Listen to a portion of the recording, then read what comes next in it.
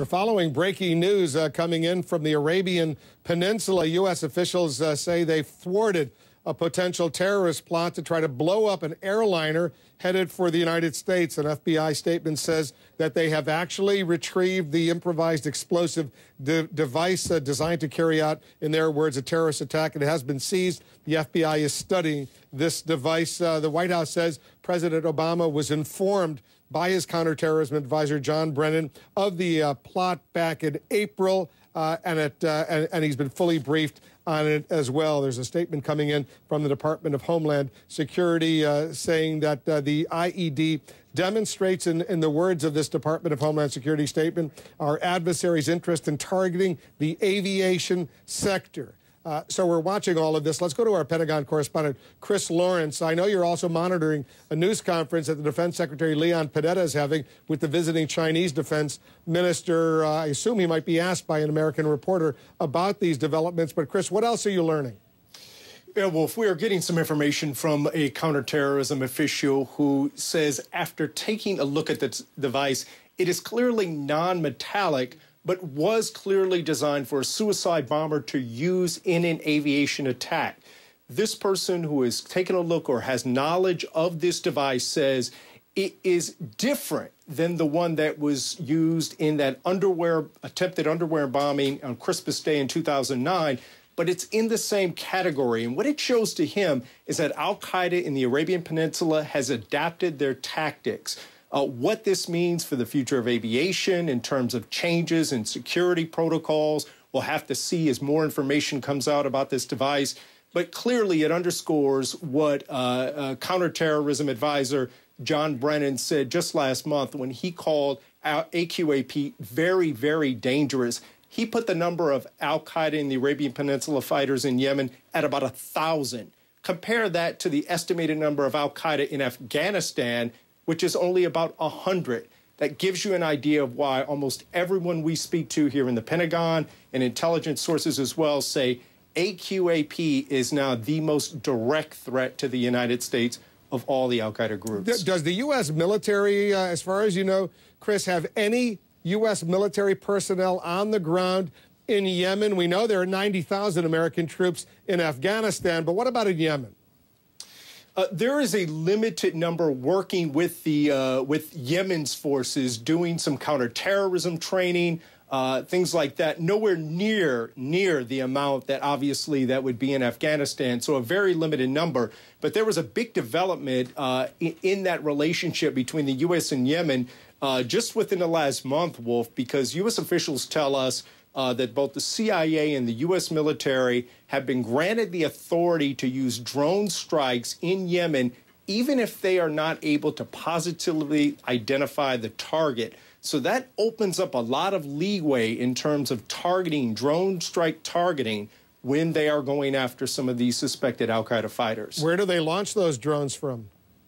Well, a lot of that is very secretive, Wolf. There are many bases in northern Africa, in around the region where those drone strikes are operated. A lot of it depends on whether you're talking about the U.S. military or the CIA. Very sensitive stuff indeed. Chris, thanks very much. We'll go to London. Nick Robertson's working his sources as well. We'll take a quick break. Check in with Nick on the other side. U.S. government has confirmed that a terrorist plot designed to blow up a airliner headed for the United States has been thwarted. The U.S., together with allies, has managed to recover the so-called improvised explosive device that was supposedly going to be used. Nick Robertson is in London working the story for us. It looks like they're getting potentially more sophisticated, these bomb makers of al-Qaeda in the Arabian Peninsula, referring to Yemen. It seems that they're getting more sophisticated in trying to potentially thwart screeners or whatever. Wolf, they've got more space to play around with in Yemen than they've ever had before. Last summer, I sat down with the then Vice President al-Hadi. He's now the president of Yemen. Last summer, he told me al-Qaeda because of the sort of verging on civil war situation in Yemen. Al-Qaeda have been able to take control of 3 provinces in the country. One of them, Abiyan, in the south of the country. They've been able to take control of Zinjibir, the capital. We were down in the south, not far from Zinjibir, and at that stage we were seeing tens of thousands of people forced out of that town by al-Qaeda. So al-Qaeda isn't a group there that is just hiding away in the mountains. Yes, some of them are, but they're also out in the open, living life larger than they are elsewhere, and they're claiming in their latest Inspire magazine to have access to more chemicals. They've taken over what they described as rudimentary laboratories that they've now been able to sort of upgrade. The reality here is that al-Qaeda in Yemen's problem is that they may have the space and they may have the know-how, but it's getting the bombs out of the country that's the big issue for them. And that's the counterterrorism focus on keeping the problem inside Yemen, if you will. We saw the attempted underpants bomb 2009, the printer bombs 2010, nothing really out of them that as far as we're aware of in 2011. The country was in chaos. Maybe now it's an indication that their situation, the country is beginning to settle down a bit again. They're taking advantage of the situation, being able to build this other bomb. So they're not highly productive. They're very sophisticated, but their challenge, and that challenge has clearly been eroded in this case, their challenge is to get their bombs out of the country somewhere else. The concern is that ultimately they may put them in boats, send them across the sea, the Gulf of Aden to Eritrea, to the east coast of Africa. That is a concern, and that is a focus as well. But this is perhaps the ace in our pocket that they can make the bombs. They're just having trouble getting them out of there right now, Wolf. How good is the cooperation between the new Yemeni government, the post-Saleh government, with the United States? Well, I think the very fact that they've expanded the sort of drone strike capability, if you will, what can and cannot be targeted, the can target list has now grown. Hold on, Nick. Hold on a second, because Leon Panetta is now answering a question on these developments. Let's listen in. Person in custody, and what kind of a threat is this? 那我呢有2个问题，一个问题呢是给2位部长的，这个问题呢就是美国呢最近对于我们认为是来自中国的这些网络上的这个威胁呢，可以说是非常直接的来谈的，那么甚至包括呢就是有些这个美国的网络上面的数据呢，也因为这个网络的袭击呢而丧失。那么对于这个网络的威胁，我想问问2位，你们在会见的时候呢，有没有 It's being translated into Chinese because of the Chinese defense minister is there, but the secretary was asked about this latest development, this IED that has now been recovered by the United States in Yemen, an IED, an improvised explosive device that was supposed to be carried onto an airliner bound to the United States by a suicide bomber. As soon as the Chinese translation ends, the Secretary of Defense will answer the question that was posed by an American journalist.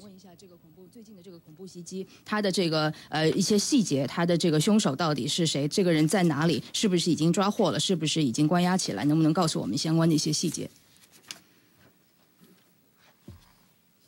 第一个问题我来回答。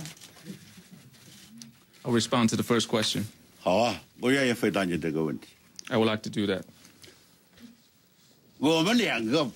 All right, so the defense minister of China is now answering a question about cyber security. Let's take a quick break. On the other side, we'll hear what the defense secretary has to say about the thwarted plot to try to blow up a U.S.-bound airliner. We're continuing to monitor Leon Panetta, the defense secretary. We're waiting for him to answer a question. We expect it to happen shortly on this thwarted plot to blow up a U.S.-bound airliner, a plot thwarted in Yemen, allegedly by al-Qaeda in the Arabian Peninsula. Those were the ones responsible for coming up supposedly with a new type of improvised explosive device that did not contain any metal. We'll go to the Pentagon, hear from Leon Panetta in a moment, but Mary Snow is monitoring some of the other top stories, including Putin, Vladimir Putin, returning as Russia's president. Mary, what's going on? Well, Wolf, Putin was sworn in today just 2 months after winning back the job amid allegations of widespread election fraud. He was president for 8 years before stepping down due to term limits in 2008. He then became prime minister under his hand-picked successor, Dmitry Medvedev. With Russia's newly amended constitution, Putin could remain in power if reelected until 2024, apparently the longest of any Russian leader since Joseph Stalin. The medical examiner has completed an autopsy on the body of a stable worker found in the back of a barn at Churchill Downs just one day after the track hosted the legendary Kentucky Derby. The results won't be made public until after the investigation is complete. Police say several altercations occurred at the track this weekend, but it's unclear if they're related. And Spirit Airlines is doing an about-face after coming under pressure for refusing to refund a plane ticket to a dying Vietnam vet. The airline's CEO has apologized to Jerry Meekins. He says he'll refund the $197 ticket and donate $5,000 to Wounded Warriors, the charity Meekins supports. Wolf? Mary, thanks very much. Once again, we're waiting for the Defense Secretary Leon Panetta to answer a question about this thwarted plot to try to blow up a U.S.-bound airliner. As soon as he does, we'll go there live. We'll take another quick break. In this regard, we'll leave that to experts.